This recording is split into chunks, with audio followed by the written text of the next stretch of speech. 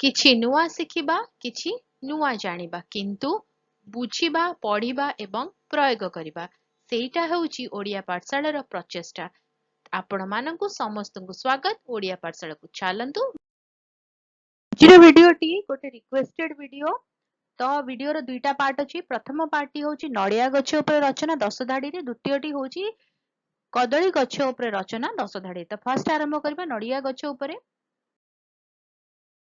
ନଡ଼ିଆ ଗଛର ବୈଜ୍ଞାନିକ ନାମ ହେଉଛି କୋକସ୍ ନ୍ୟୁସିଫେରା।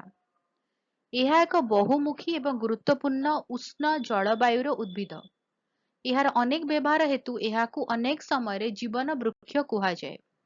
ନଡ଼ିଆ ଗଛରୁ ନଡ଼ିଆ, ପଇଡ଼ ପାଣି, ତେଲ ଏବଂ କ୍ଷୀର ଆଦି ଉତ୍ପାଦନ ହୋଇଥାଏ। ନଡ଼ିଆ ଗଛର ପତ୍ର ଛାତକୁ ଢାଙ୍କିବା ପାଇଁ ଏବଂ ସପ ତିଆରି ପାଇଁ ବ୍ୟବହୃତ ହୁଏ। ଏହାର କାଣ୍ଡ ନିର୍ମାଣ ଏବଂ ଆସବାବପତ୍ର ତିଆରିରେ ବ୍ୟବହାର କରାଯାଏ। ଇନ୍ଧନ ଏବଂ ଶିଳ୍ପ ସାମଗ୍ରୀ ପାଇଁ ନଡ଼ିଆ କତା ଏବଂ ଖୋଳପା ବ୍ୟବହୃତ ହୁଏ।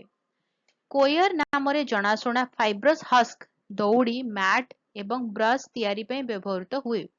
ନଡ଼ିଆ ପାଣି ଏକ ସତେଜ ପାନୀୟ ଏବଂ ନଡ଼ିଆ ତେଲ ରାନ୍ଧିବା ଏବଂ ପ୍ରସାଧନ ସାମଗ୍ରୀରେ ବହୁଳ ଭାବରେ ବ୍ୟବହୃତ ହୁଏ। ଗଛଟି ବାଲୁକା ମୃତ୍ତିକା ଏବଂ ଉପକୂଳବର୍ତ୍ତୀ ଅଞ୍ଚଳରେ ଭଲ ଭାବରେ ବଢ଼ିଥାଏ। କଦଳୀ ଗଛ ବିଷୟରେ ଜାଣିବା 10 ଧାଡିରେ। କଦଳୀ ଗଛକୁ ବିଜ୍ଞାନରେ ମୂଷା ବୋଲି କୁହାଯାଏ।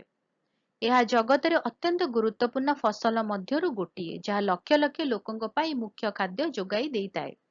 କଦଳୀ ଗଛ ତୀବ୍ର ଗତିରେ ବୃଦ୍ଧି ପାଏ। କଦଳୀ ଫଳ ଭିଟାମିନ୍, ଖଣିଜ ତତ୍ତ୍ୱ ଏବଂ ଫାଇବର ଥାଏ। ଗଛର ବଡ଼ ପତ୍ରଗୁଡ଼ିକ ଖାଦ୍ୟ ପରସିବା ଏବଂ ଖାଦ୍ୟ ପାତ୍ର ଭାବେ ବ୍ୟବହୃତ ହୁଏ। କଦଳୀ କ୍ଲଷ୍ଟରରେ ବଢିଥାଏ, ଯାହାକୁ ହାତ କୁହାଯାଏ। ପ୍ରତ୍ୟେକ ହାତରେ ଏକାଧିକ ଆଙ୍ଗୁଠି ଥାଏ।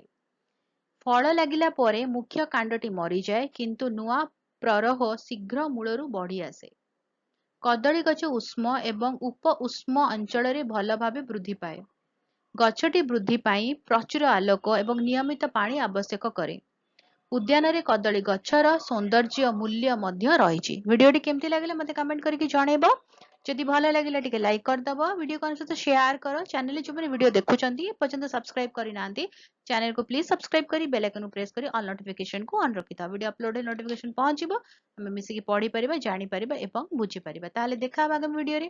ଭଲରେ ରୁହ, ସୁସ୍ଥରେ ରୁହ, ମୋତେ ଅନୁମତି ଦିଅ। Bye bye.